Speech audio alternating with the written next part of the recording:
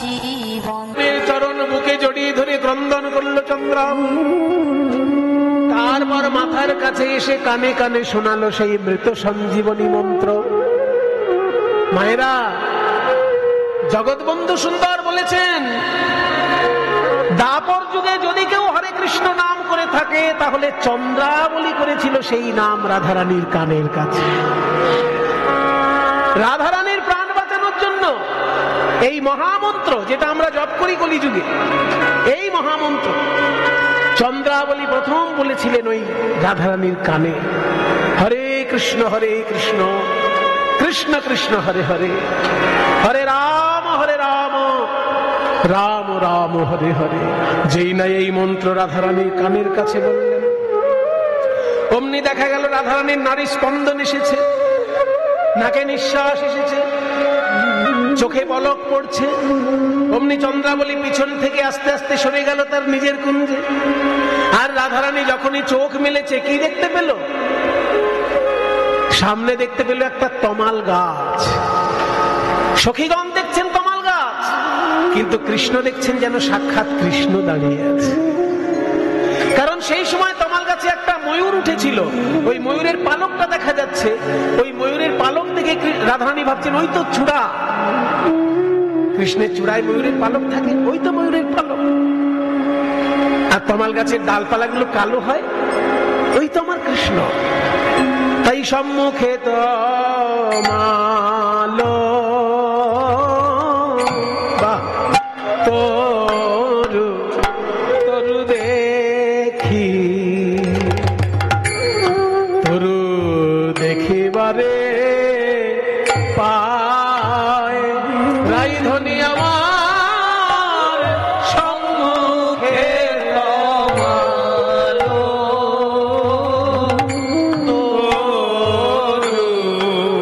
তরু দেখি, তরু দেখিবারে পায়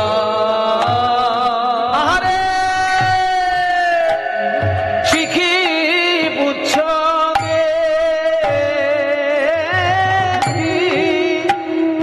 দেখি ভাবে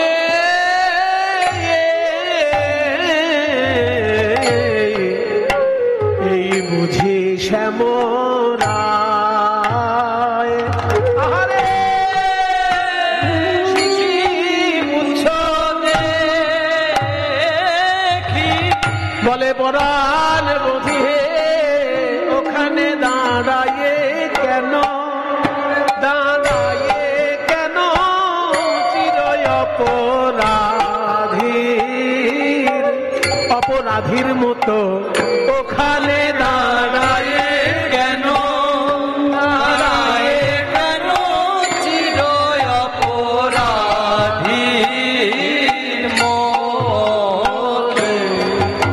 দাঁড়ায়ে কেন, দাঁড়ায়ে কেন কেউ কিছু বলেছে নাকি, ওখানে দাঁড়ায়ে কেন, দাঁড়ায়ে কেন কেউ কিছু বলেছে নাকি। এসো আমার হৃদয় এসো, আমার হৃদয় এসো, তোমার অন্তরে রাখবো। বলি এসো আমার হৃদয় এসো, আমার হৃদয় এসো, তোমার অন্তরে রাখবো। বাহিরে আমি রব, বাইরে আমি রব, তোমার অন্তরে রাখবো। দেশে দেশে বেড়াইব, আমি বেড়াইব তোমার অন্তরে, অন্তরে রাখবো। আর দেশে দেশে বেড়াইব, বেড়াইব কেউ তো তোমায় চিনতে নারবে। দেশে দেশে বেড়াইব, বেড়াইব কেউ তো তোমায় চিনতে নারবে। কেউ চিনতে নারবে, সবাই সবাই গৌর গৌর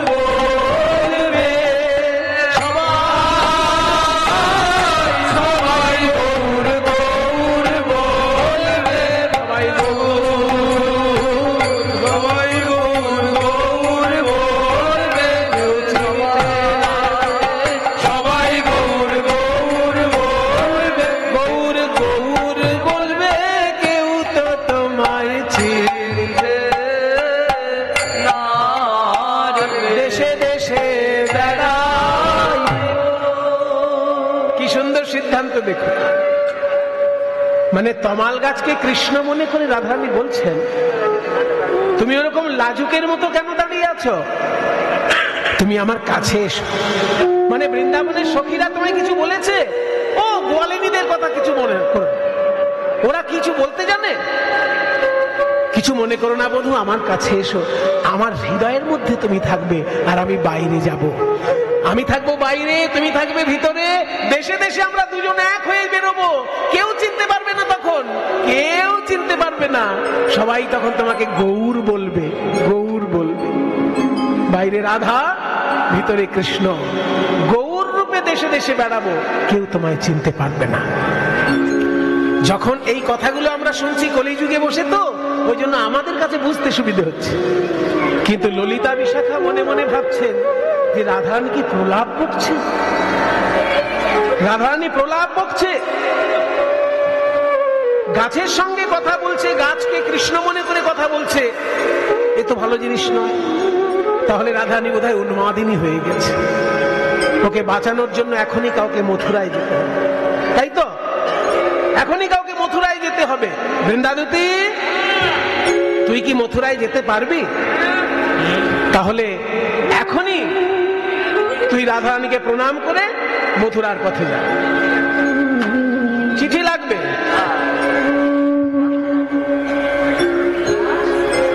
জয়গুরু। একজন ভক্ত অনেকক্ষণ ধরে একটা গানের জন্য বারবার অনুরোধ করছেন, আমি একটুখানি গানটা গাইছি। রবীন্দ্রনাথের গান, আত্মসমর্পণের গান।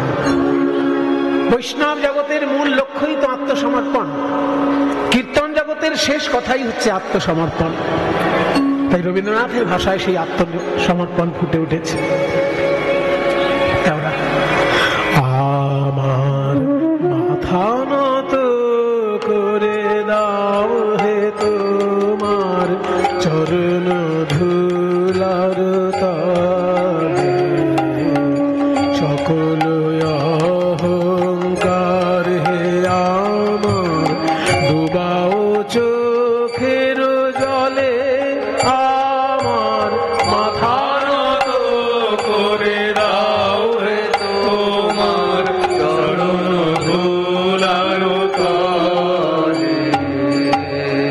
এই গানটা শুনলেই আমার মনে হয় যেন চৈতন্য মহাপ্রভুর একটা কথা ভেসে আসছে, ত্রিনাদপি সুনীচেন তররিব সহিষ্ণু না, তাই না? মহাপ্রভু বলেছেন, ঘাসের থেকে নিচুতে আমাকে নিয়ে যাও, গাছের মতো সহ্য ক্ষমতা দাও আমাকে, আর মান সম্মান নিয়ে বেশি চিন্তা করিও না আমায়, আর অপরকে যেন সম্মান দিতে পারি। এই চারটে কাজ করলেই, কৃষ্ণ নাম জপ করলেই প্রেম লাভ হবে। দেখুন সেই বাণী যেন রবীন্দ্রনাথের ভাষায়, আমার মাথা নত করে দাও হে তোমার চরণ ধুলার তলে। বেশি অহংকার করে কি লাভ আমার? নিজেরে করিতে গৌরব দান, নিজেরে কেবলি করি অপমান। নিজেরে করিতে গৌরব দান, নিজেরে কেবলি করি অপমান। আপনারে শুধু ঘেরিয়া ঘেরিয়া ঘুরে মরি পলে পলে আমার। নিজেকে গৌরব দান করতে গিয়ে নিজের অপমান ঘটাচ্ছে। একটুখানি উদাহরণ দিয়ে বুঝতে পারবেন। মনে করুন একটা ছেলে খুব বড় অফিসার, কিন্তু তার বাবা ক্লাস 5 অবধি পড়েছিল, বেশি পড়াশোনার সুযোগ পায়নি তার বাবা, ক্লাস 5 অবধি পড়েছে। আর সেই যুগে চাকরি করতে 5 টাকা মাইনে পেত, আর ছেলে ডবল এমএ পাস করেছে, 50,000 টাকার মাইনে পাচ্ছে। তাই ছেলে ভাবছে যে আমার বাবা 5 পাস করেছে আর 5 টাকার মাইনের চাকরি করেছে, আর আমি ডবল এমএ পাস করেছি, 50,000 টাকার মাইনে পাচ্ছি। কোন দুঃখে বাবাকে প্রণাম করব? বাবাকে প্রণাম করতে একটা কারণ থাকবে তো, শুধু জন্ম দিয়েছে বলে প্রণাম? আরে মশাই চাকরি করেছে, 5 টাকা মাইনে পেত, আর আমার 50,000। সেই কালে পড়াশোনা করেছে 5 পাস, আর আমি ডবল এমএ পাস। এখনকার দিনের লোকে প্রণাম কেন করে? এখনো ওই ব্রাহ্মণ বলে আর কেউ কেউ প্রণাম করে না। এখন প্রণাম করে তিনটে কারণে। এক, যদি পড়াশোনা খুব ভালো করে তাকে পণ্ডিত হিসেবে প্রণাম করে। দুই, যদি পয়সা কড়ি খুব ভালো থাকে তাহলে সহযোগিতা পাওয়ার জন্য প্রণাম করে। তিন, যদি পার্টির লিডার হয় তাহলে অন্তত বিপদে বাঁচার জন্য প্রণাম করে। তিনটে কারণে আজকাল প্রণাম। আজকাল ওই ব্রাহ্মণ বলে আর কেউ প্রণাম করছে না। এই তিনটে কারণ হলে প্রণাম করে। তাহলে আমার বাবা আমার থেকে পড়াশোনায় কম, চাকরিতে মাইনে কম, আমি মাইনে বেশি পাই, পড়াশোনা বেশি করেছি, কোন দুঃখে বাবাকে প্রণাম করব? এটা যদি কোনো ছেলে ভাবে, ভাবতেই পারে সে, কিন্তু পাড়ার লোক কি বলবে?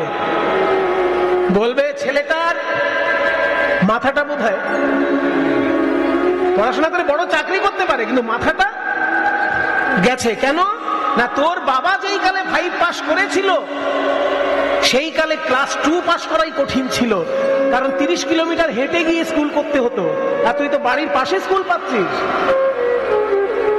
আর তোর যুগের অর্থনীতি আর সেই যুগের অর্থনীতি, তোর বাবা 5 টাকা মাইনে পেত, সেখান থেকে 2 টাকা খরচা করে তোকে পড়িয়েছে, আর সেই 2 টাকার যদি মদ খেয়ে বাবা পড়ে থাকতো তুই আজকে 50,000-এর চাকরি পেতিস?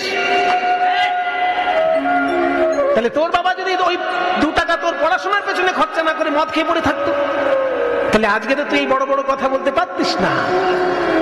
এইগুলো তুই বুঝলি না, আর বলছিস বাবাকে প্রণাম করবো কোন দুঃখে?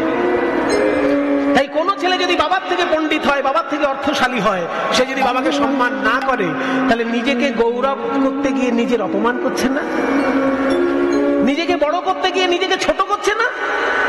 রবীন্দ্রনাথ বলছেন, নিজেরে করিতে গৌরব দান, নিজেরে কেবলি করি অপমান, নিজেরে করিতে গৌরব দান, নিজেরে কেবলি করি অপমান, আপনারে শুধু ঘেরিয়া ঘেরিয়া ঘুরে মরি পলে পলে, আমার মাথা নত করে দাও হে তোমার চরণ ধুলার তলে, আমারে না যেন করি প্রচার, আমার আপন কাজে, তোমারই ইচ্ছা করো হে পূর্ণ আমার জীবন মাঝে।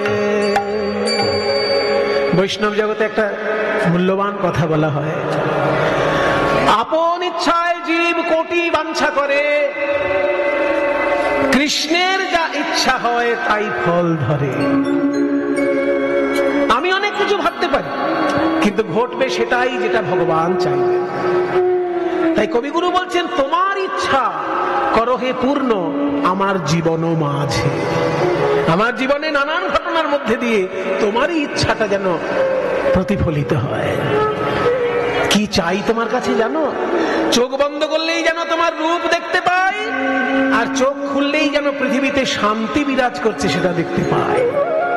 যাচি হে তোমার চরম শান্তি, পরাণে তোমার পরম কান্তি, যাচি হে তোমার চরম শান্তি, পরাণে তোমার পরম কান্তি, আমারে আড়াল করিয়া দাঁড়াও হৃদয় পদ্ম দলে, আমার মাথা নত করে দাও হে তোমার চরণ তলার তলে, সকল অহংকার হে আমার ডুবাও চোখের জলে, আমার মাথা নত করে দাও হে তোমার চরণ ধুলার তলে। যখনই এইভাবে বৃন্দাবতী বলছে তাহলে আমি যাই, কিন্তু যাবো দুটো শর্তে। এক, কৃষ্ণ একটা কাগজে লিখে দিয়েছিল, রাধে আমি তোমার চরণের দাস, প্রীতি তোমার শ্যাম সুন্দর। ওই কৃষ্ণের সই করা কাগজটা আমার চাই, কারণ আমার কথায় কৃষ্ণ যদি না আসে, এই কাগজটা দেখাবো মথুরার লোককে যে আমার রাধারানীর চরণের দাসকে আমি নিয়ে যাচ্ছি, তোমরা কেউ কিছু বলতে পারবে না। এটা এক নম্বর। আর দ্বিতীয় কথা হলো, তোর এই কাঁদা বদন দেখে গেলে আমি কোনো কথাই বলতে পারবো না, একটু মুচকি হাসতে হবে তোকে। রাধারানী বলছে এত বছর ধরে কাঁদছি, এখন হাসা সম্ভব? ললিতা বলছে হাসাতে যদি না পারি তাহলে আমি ললিতাই নই। এগিয়ে আছিস, একটা বাঁশ নিয়ে আয়। বাঁশ দিয়ে হাসাবি কি করে? বলে ওই বাঁশটা নিয়ে তুই কৃষ্ণ হয়ে দাঁড়া, বাঁশটাকে বাঁশি করে কৃষ্ণ হয়ে দাঁড়া, দেখ রাধারানী হাসে কিনা। এবার অত বড় বাঁশ নিয়ে যখন বিশাখা কৃষ্ণ হয়ে দাঁড়িয়ে টলমল করছে, বাপরে এই বাঁশ, এই এত বড় বাঁশ নিয়ে যখন এইরকম রূপ দেখে, তখন রাধারানীর মুখে একটুখানি মুচকি হাসি এসেছে। বাস বৃন্দাবতী বলছে আমার আর কিচ্ছু চাই না, ওই যে চাঁদ মুখে একটু হাসি দেখেছি, আমার কার্য সিদ্ধি হবে। তাই আজকে ভদ্রং ইয়তে ভদ্রং ভদ্রং অতি ভদ্রং শীঘ্রং কুরু গমনা, ভদ্রং অতি ভদ্রং ছিদ্রং কুরু গমনা, অবিলম্বনে মথুরা নগরে প্রবেশ করল ভ্রমণা, অবিলম্বনে মথুরা নগরে প্রবেশ করল ভ্রমণা। আজকে ধৈর্যং রহু ধৈর্যং, রাধে ধৈর্য ধর, মম গচ্ছং মথুরায়ে গিয়া ঢুঁড়ব পুরী প্রতি প্রত্যক্ষে যাহা দর্শন পাও। এবার যখন মথুরায় এসেছে বৃন্দাবতী, মথুরায় বৃন্দাবতী এসে কি বলছে জানেন? মথুরাবাসিনীদেরকে বলছে কই গো, রাজার বাড়ি কোথায় জানো? বলে রাজার বাড়ি ওই দেখা যায়, রাজার বাড়ি ওই দেখা যায়। মথুরাবাসিনী বলে রাজার বাড়ি ওই দেখা যায়, মথুরাবাসিনী বলে রাজার বাড়ি ওই দেখা যায়। এই দাঁড়াও দাঁড়াও, গ্রামের লোক শহরে যাচ্ছি, পোশাক আশাকের মধ্যে যেন ভদ্রতা থাকে, গ্রাম্য রূপ যেন ফুটে না ওঠে। কিছু মনে করবেন না মায়েরা, কেউ কিছু মনে করবেন না তো? তাহলে বলবো, গ্রামের লোক যদি শহরে আসে না, তাকে কিন্তু দেখলেই বোঝা যায়। আজকালকার দিনে সিনেমা টিনেমা দেখে অনেকে শহরের পোশাক পরা শুরু করেছে গ্রামের দিকে, কিন্তু হলে হবে কি, প্রথম যেদিন শহর থেকে গ্রাম থেকে শহরে যাবে, সেদিন কিন্তু তাকে দেখলেই শহরের লোক ধরে নেয় ইনি গ্রাম থেকে এসেছে।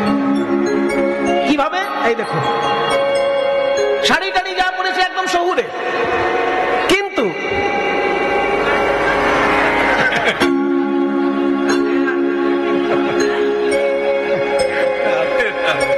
15 তলা, 16 তলা, 17 তলা, 18 তলা, মানে ওই বড় বড় বাড়িগুলো যখন গুনতে থাকে, তখনই বোঝা যায় এই গ্রামে তো দেখেনি, এইখানে এসে বাড়িগুলো গুনছে। এবার বৃন্দাবতী যখন হাঁ করে রাজবাড়ি দেখছে, মথুরার মেয়েগুলো বলছে আয় আয়, ওকে নিয়ে একটু মজা করা যায়, আয়। এই মেয়ে, তুমি কোথা থেকে এসেছো? তোরা আয় সজনী, আয় নাগরী, লয়ে গাগরী, যমুনায় জল আনতে যা,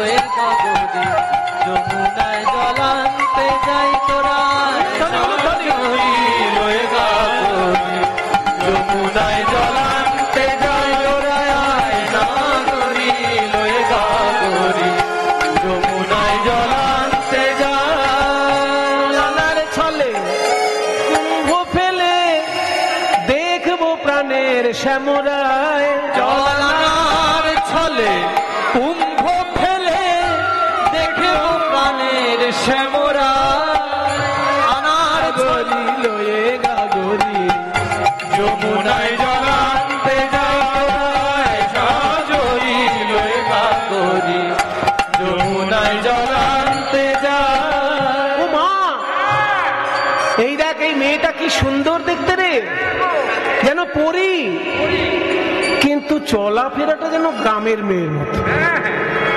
তাহলে জিজ্ঞেস করা যাক, জিজ্ঞেস করা যাক, কবিতা করে প্রশ্ন করব, কবিতায়।